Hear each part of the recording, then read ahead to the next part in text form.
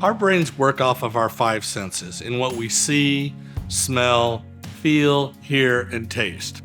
Five senses can actually help us stay calm and even reduce feelings of anxiety or stress. One of the ways to do this is make a list, whether you write it down, type it, put it in your phone, or just remember it.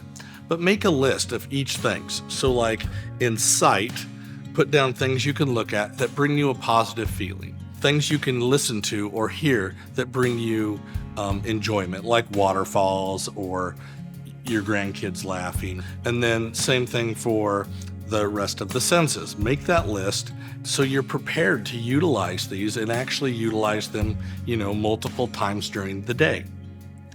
Where it gets a little tricky is you need to understand that taste and aromatherapy are actually, there are things that you can do for those. Like for instance, bananas.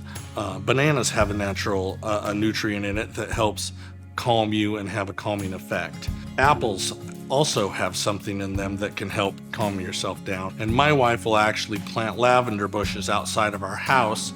And so when I get off work, a lot of times I run my fingers through the purple lavender part, and then I go full on superstar and give it a big old sniff. I think the biggest part is not only doing one coping skill or one of your senses at a time. Do more than one sense at a time, and do this 1 or 2, 3 times a day, kind of stay in your Zen moment, I suppose you could say. So for example, putting them all together, you can take a bath, throw in some lavender bath salts, light some candles, play some music. That's an example of using them all at the same time and hitting all those senses. But also remember, if you're at work or at school or in a location where you can't take a bath, you can't play the radio, you can't eat a banana, you can use your five senses to ground yourself too, okay? Like look around wherever you're at. Identify 5 things that you can see.